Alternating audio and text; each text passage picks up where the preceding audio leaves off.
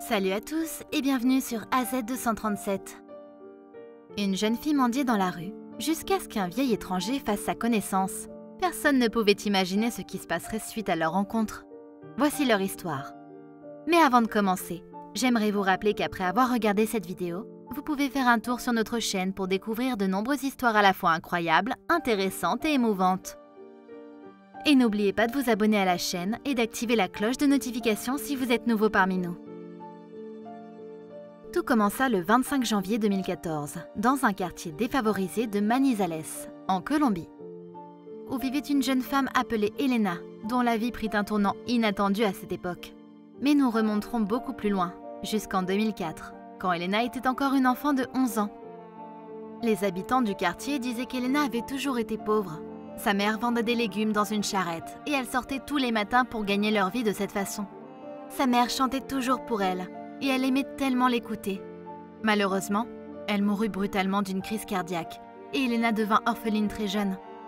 De plus, elle n'avait jamais eu de père pour la soutenir. Elle avait toujours pensé qu'il les avait laissés seuls, sa mère et elle, parce qu'il ne voulait pas s'occuper d'elle.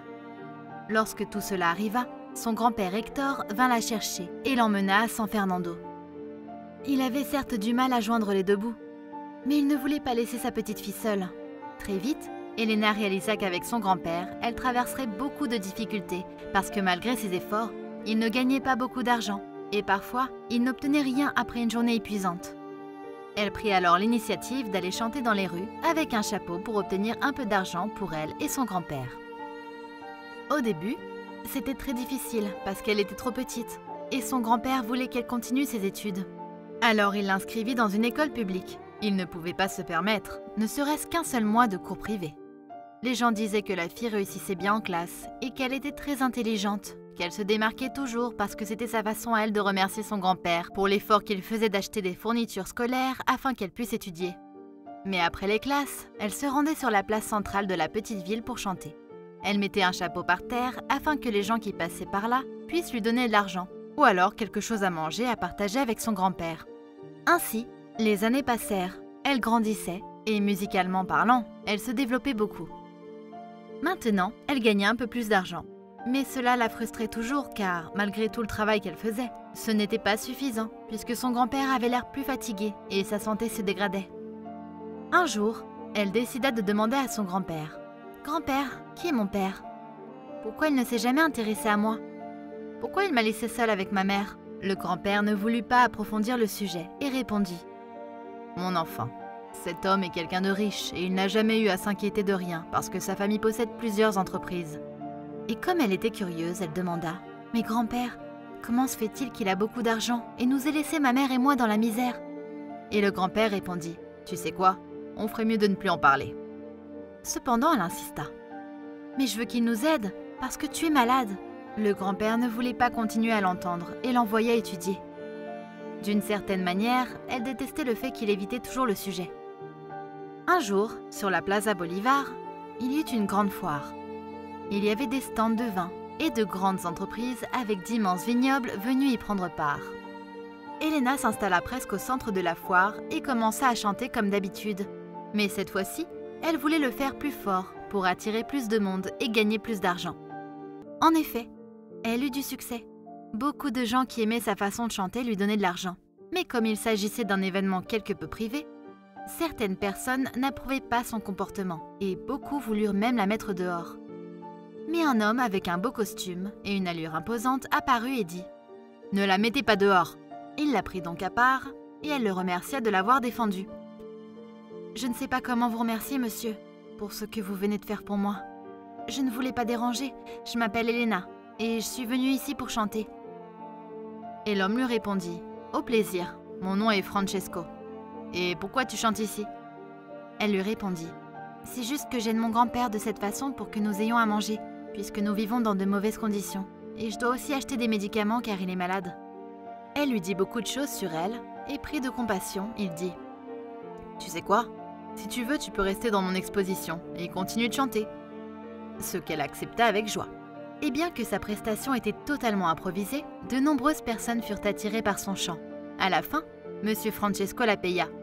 Elle rentra chez elle heureuse avec assez de nourriture et de médicaments pour 2 semaines. Son grand-père lui demanda ce qu'elle avait fait et elle raconta ce qui lui était arrivé. Il lui dit tout inquiet. « Fais attention ma petite, car tu ne peux pas savoir quel genre de personne tu vas rencontrer. » Mais elle répondit « Grand-père, je peux prendre soin de moi-même. »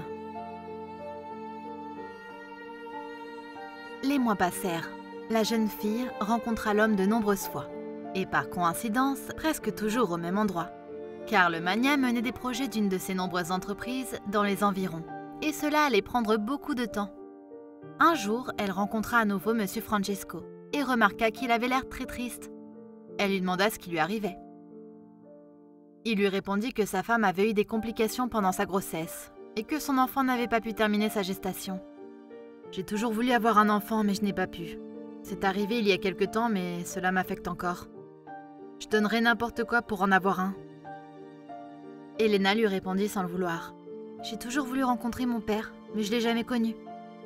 Il nous a quittés, ma mère et moi, mais j'ai toujours voulu savoir qui il était. » À cela, il dit « Tu sais, j'ai toujours pensé que si j'avais une fille, je l'appellerais Elena. C'est le nom d'une personne que j'ai aimée de tout mon cœur, tellement que si jamais nous aurions eu une fille, nous l'aurions appelée ainsi. Mais elle a disparu. Je l'ai cherchée partout et je n'ai plus une nouvelle d'elle. » Ils continuèrent à bavarder jusqu'à très tard et il commença à pleuvoir. Monsieur Francesco proposa de ramener Elena à la maison et elle accepta. Lorsqu'ils arrivèrent chez elle, elle lui montra leur maison et il regarda humblement ce logement, construit uniquement avec du bois et du plastique à certains endroits. Son grand-père se trouvait dans la cour d'entrée, avec beaucoup de difficultés et faisant des petits pas car la vieillesse lui pesait déjà. Lorsque monsieur Hector vit l'homme, il lui demanda surpris « Francesco, qu'est-ce que tu fais ici ?» La fille, également surprise, lui demanda en retour « Comment le connais-tu, grand-père ?» Sans autre choix, son grand-père lui avoua que Francesco était son père et que lorsque sa mère était tombée enceinte, elle ne voulait pas avoir de problème avec la fille de son amoureux qui était très conservatrice. Elle avait toujours pensé que sa fille lui serait enlevée, alors elle s'arrangea à couper les ponts avec lui et disparut. Elena était sous le choc. Elle n'avait jamais pensé rencontrer son père de cette façon. Monsieur Francesco, au comble de l'émotion, éclata en sanglots lorsqu'il apprit qu'il avait une fille et se souvint ensuite de tout ce qu'il avait dit à Elena. Il la serra dans ses bras et lui dit « La vie nous donne ce qu'on n'attend pas. Je n'ai jamais su que ta mère avait conçu de moi. » Hector et Elena déménagèrent avec monsieur Francesco à Al Prado, dans la ville de Barranquilla. Elle rencontra l'épouse actuelle de son père et ils formèrent une belle famille. Puis, puisqu'elle fut bien acceptée grâce à son histoire, avec le soutien de son père, Elena réussit à entrer dans une école de musique réputée, ce qui lui permit de réaliser ses rêves. Son grand-père rendit l'âme finalement au bout de quelques années, car ses mots étaient déjà en phase terminale. Mais elle quitta ce monde heureux, en sachant que sa petite fille avait quelqu'un pour s'occuper d'elle et l'aimer pour toujours. Quelle est votre opinion au sujet de cette histoire? Dites-le nous dans les commentaires. Si vous avez aimé cette vidéo, alors cliquez sur le bouton j'aime et partagez-la autour de vous. À très bientôt sur AZ237.